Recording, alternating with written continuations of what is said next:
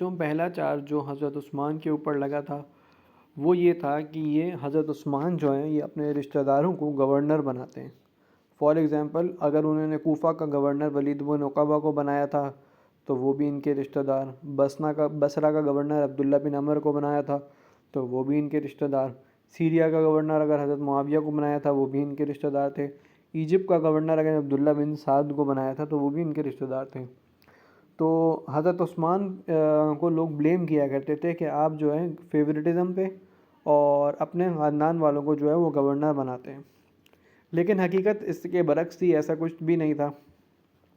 Reality یہ تھی کہ حضرت عمر نے اپنے زمانے میں حضرت معاویہ کو سیریا کا گورنر اپوائنٹ کیا تھا, اور پھر حضرت معاویہ کا ٹینیور ختم ہونے سے پہلے حضرت عمر جو ہے ان کا انتقال ہو گیا تھا. تو جب حضرت عثمان نے خلافت سنبھالی تو حضرت معاویہ کی ایکسپرٹائز کو دیکھتے ہوئے حضرت معاویہ کو حضرت عثمان نے کہا کہ آپ اپنی گورنرشپ جاری رکھیں. یعنی کہ حضرت معاویہ جو کہ آلدو حضرت عثمان کے رشتہ داری تھے, لیکن پہلے حضرت معاویہ جو ہیں وہ حضرت عمر کے ٹائم میں سرو کر رہے تھے, اور حضرت عمر کے بعد جب حضرت عثمان نے دیکھا کہ یہ کافی ایکسپرٹ آدمی ہے اور سیریا سنبھالنے کے لیے انہوں نے ٹھیک طرح سے سیریا کو سنبھالا ہوا ہے, تو حضرت عثمان نے انہیں چینج نہیں کیا. ٹھیک ہے, حضرت معاویہ کی ریالٹی یہ تھی. اس کے بعد آ گئی ایجپٹ کے گورنر کی باری. ایجپٹ میں عمر بن الاس گورنر تھے اور ان کو ریپلیس کر کے عبداللہ بن سعد کو کمانڈ دیتی تھی. عمر بن الاس جو ہے ان سے جو ہے ایجپٹ کا جو ریونیو سسٹم ہے وہ سنبھالا نہیں جا رہا تھا. اس بنا پر ان کو ہٹایا گیا اور عبداللہ بن سعد جو ہیں انہیں لگا دیا گیا یہاں کا گورنر, اور انہوں نے پروف کیا کہ میں قابل ہوں, اور انہوں نے نارتھ افریقہ میں جا کے مسلم امپائر کو ایکسپینڈ بھی کیا تھا. تو یہ بات بھی اپنی جگہ, یہ ڈیسیجن بھی ویلڈ تھا. اس کے بعد کوفہ کے گورنر جو تھے سعد بن ابی وقاص, ان کو ہٹا کے ولید بن عقبہ کو گورنر بنایا گیا تھا, کیونکہ سعد بن ابی وقاص جو ہیں وہ صحیح طرح گورن نہیں کر پا رہے تھے پروونس کو, تو اسی لیے انہیں ہٹا کے ولید بن عقبہ کو جو ہے کمانڈر بنا دیا گیا تھا. اور ولید بن عقبہ نے کوفنس کی جو ہے وہ بھرپور خدمت کی تھی اور اچھی طرح وہاں رول کیا تھا, اور آرمینیا اور آذربائیجان میں ریبیلینز کو بھی کرش کیا تھا. اس کے علاوہ ابو موسیٰ اشعری کو ہٹا کے عبداللہ بن عمر کو گورنر بنایا گیا بصرہ کا, جو کہ حضرت عثمان کے کزن تھے. اور یہ اسی لیے کیا گیا کیونکہ پیپل آف بصرہ جو ہیں وہ ڈیمانڈ کر رہے تھے کہ عبداللہ بن عمر نے بہت سارے پرشیا کے پارٹس کانکر کیے ہیں, اسی لیے آن پیپلز ڈیمانڈ عبداللہ بن عمر کو لیڈر بنایا گیا تھا.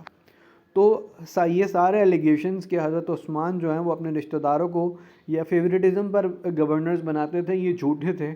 ایک ایک بندے کے بارے میں بتایا کہ اس کو کیوں لگایا گیا تھا. ٹھیک ہے, کے بارے میں پڑھتے ہیں. سیکنڈ ایلیگیشن کیا تھا کہ حضرت عثمان پر یہ الزام تھا کہ انہوں نے قرآن کی آفیشیل کاپیز کو جلا دیا ہے. ریئلٹی یہ تھی کہ حضرت عثمان نے دراصل ہولی قرآن کو دوبارہ کمپائل کرایا تھا اور اس کو کرپشن سے بچانے کے لیے اس کی کاپیز بنا کے دوسرے پروونسز میں بھجوا دی تھی, اور انہوں نے ان آفیشیل کاپیز کو اس لیے جلا دیا تھا تاکہ جو ہے لوگ کرپشن نہ کر سکیں. لیکن الزام لگانے والوں نے الزام یہ لگایا کہ انہوں نے آفیشیل کاپیز کو جلا دیا تھا, جو کہ بالکل جھوٹا الزام تھا. اور due to the compilation of Quran in اس پیریڈ انہیں جامع القرآن بھی کہا جاتا ہے. تھرڈ ایلیگیشن ان کے اوپر کیا تھا کہ یہ بیت المال کا جو پیسہ ہے اس کو مس یوز کرتے ہیں.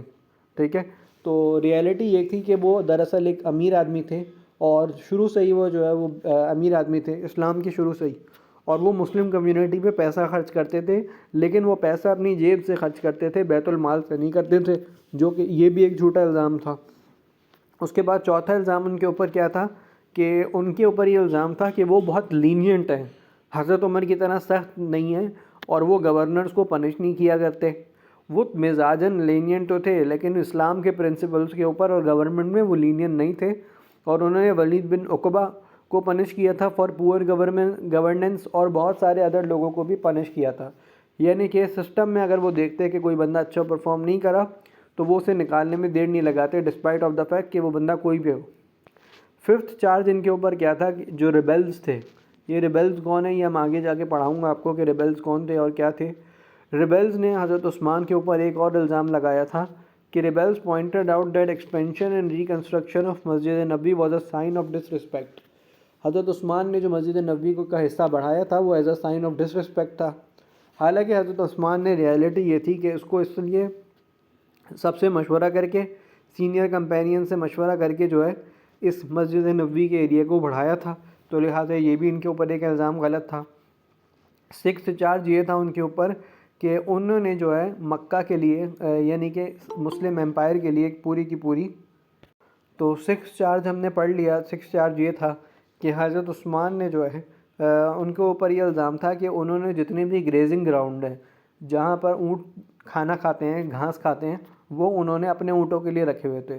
تو حضرت عثمان نے اس کی وضاحت دیتے ہوئے کہا اور یہ کہا کہ ہی سیڈ کہ میرے پاس جو ہے جب میں نے خلافت نہیں سنبھالی تھی تو میرے پاس بہت زیادہ کیمل تھے، اتنے زیادہ کیمل تھے کہ شاید ہی پوری مسلم امپائر میں کسی کے پاس ہوں، لیکن جب میں نے خلافت سنبھالی تو میں نے وہ سارے اینیملز اپنے کیمل جو ہیں وہ بیچ دیے اسٹیٹ کو، اور میرے پاس اب 2 ہی کیمل ہیں، اور میرے پاس اپنے کوئی گریزنگ گراؤنڈ نہیں ہے، جو بھی گریزنگ گراؤنڈز ہیں وہ سارے مسلمز کے ہیں، اور میرے پاس تو ٹوٹل 2 اونٹ ہیں، اور وہ کتنا ہی گریزنگ گراؤنڈ سے کھانا کھا لیں گے۔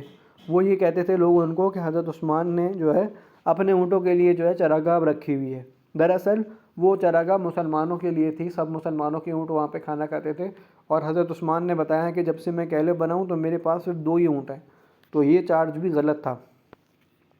7واں چارج ان کے اوپر کیا لگایا گیا تھا، وہ یہ تھا کہ ان کے اوپر یہ الزام تھا کہ وہ اپنی فیملی والوں کو بیت المال سے مہنگے مہنگے تحفے دیتے تھے۔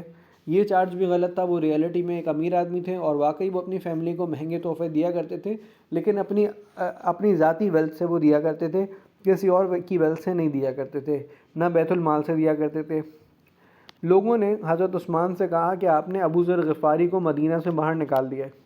ابو ذر غفاری ایک پروفٹ صلی اللہ علیہ وسلم کے بڑے کلوز کمپینین تھے، اور پروفٹ صلی اللہ علیہ وسلم نے اپنی زندگی میں یہ پریڈکشن دے دی تھی کہ ابو ذر غفاری جو ہے وہ اکیلا دنیا سے جائے گا۔ یہ موقع ہے غزوہ تبوک کا، جب مسلمان جو ہے بیٹل آف تبوک میں سارے چلے جاتے ہیں اور حضرت ابو ذر غفاری کو کوئی سواری نہیں ملتی، تو حضرت ابو ذر غفاری جو ہے مسلمانوں کا پیچھا کرتے کرتے پیدل پہنچ جاتے ہیں بیٹل گراؤنڈ تک۔ تو جب ہولی پروفٹ ان کو دیکھتے ہیں تو ہولی پروفٹ کہتے ہیں کہ دیکھو ابو ذر اکیلا آ رہا ہے بیٹل فیلڈ میں مسلمانوں کی مدد کے لیے، یہ یہاں سے اکیلا آ رہا ہے اور دنیا سے بھی اکیلا ہی جائے گا۔ یعنی کہ پروفٹ نے اس بات کو پریڈکٹ کر لیا ہوتا ہے کہ جو ابو ذر غفاری ہیں وہ دنیا سے اکیلے جائیں گے۔ حضرت عثمان کے کیلیفیٹ میں ابو ذر غفاری جو ہیں وہ الگ الگ جگہ ٹریول کر رہے ہوتے ہیں، اور ہر جگہ وہ مسلمانوں کو اس بات کی تاکید کرتے ہیں کہ تمہیں ہولی پروفٹ نے سمپل وے آف لائف سکھایا ہے، تو تم لوگ کیا دنیا کی لگزوریس لائف سٹائل میں پڑ گئے ہو۔ تو اسی طرح وہ مدینہ میں رہنے کے لیے آتے ہیں جب ابو ذر غفاری، تو وہ مدینہ کے لوگوں کو بھی کہتے ہیں کہ تم لوگ کیا لگزوریس لائف سٹائل میں پڑ گئے ہو، ایسا تو نہیں سکھایا پروفٹ صلی اللہ علیہ وسلم نے تمہیں۔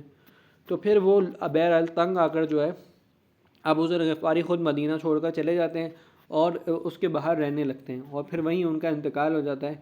تو یہ چیز جو ہے کہ ابو ذر غفاری کو حضرت عثمان نے نکالا تھا، یہ بات غلط ہے۔